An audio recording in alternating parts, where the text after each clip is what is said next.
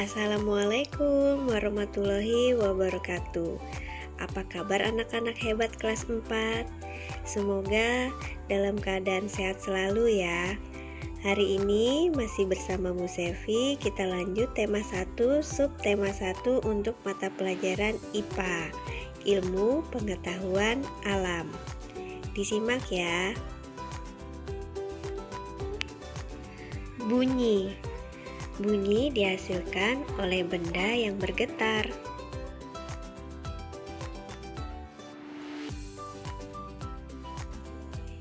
Bunyi memiliki sifat diantaranya dapat merambat, dapat dipantulkan, dan dapat diredam.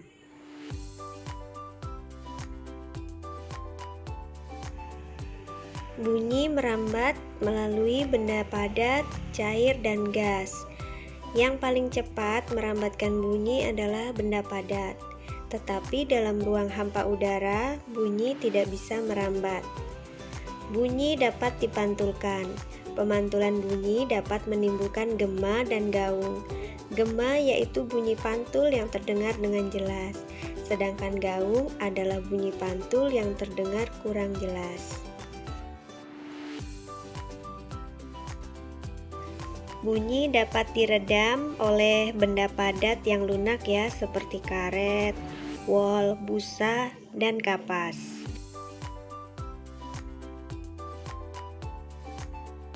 Ibu beri contoh bunyi merambat melalui benda padat.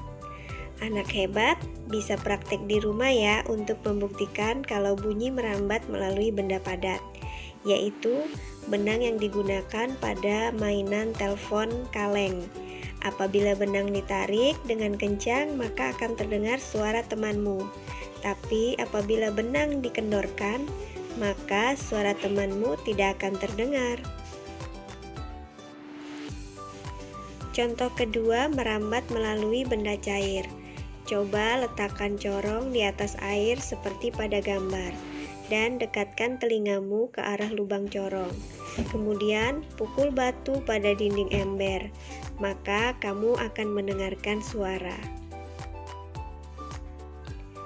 Contoh ketiga, ketika ada temanmu melempar batu ke arah pantai, kamu akan mendengar suara batu jatuh ke air, bukan? Nah, suara yang kamu dengar itulah merambat melalui udara untuk sampai ke telingamu. Bagaimana anak hebat? Paham sampai di sini?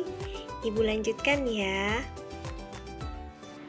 Syarat bunyi dapat didengar oleh kita jika ada sumber bunyi, ada pendengar, dan ada media penghantarnya.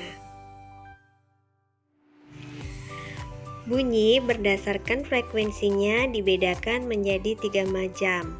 Yang pertama, bunyi ultrasonik yang frekuensinya di atas 20.000 Hz. Nah, siapa saja yang bisa mendengarkan bunyi ultrasonik ini? Contohnya adalah kelelawar, paus, dan tikus. Kemudian yang kedua ada bunyi audiosonik. Bunyi ini memiliki frekuensi antara 20 sampai 20.000 Hz.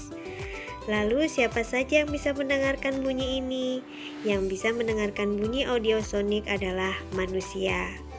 Dan yang terakhir adalah bunyi infrasonik yang memiliki frekuensi di bawah 20 Hz. Yang bisa mendengarkan bunyi ini adalah hewan lumba-lumba, jangkrik, dan anjing. Bunyi jenis infrasonik ini tidak terdengar oleh telinga manusia ya. Anak hebat, benda yang dapat menghasilkan bunyi disebut sumber bunyi. Cara menghasilkan bunyi tiap benda berbeda-beda. Ada yang dipukul, ditiup, digesek, dan digoyang.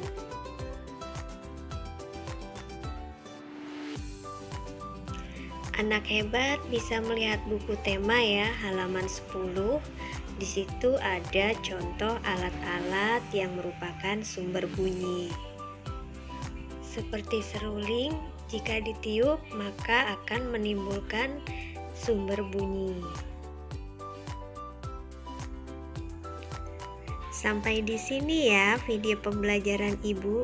Semoga bermanfaat ya. Terima kasih sudah menyimak dengan baik. Ibu akhiri. Wassalamualaikum warahmatullahi wabarakatuh.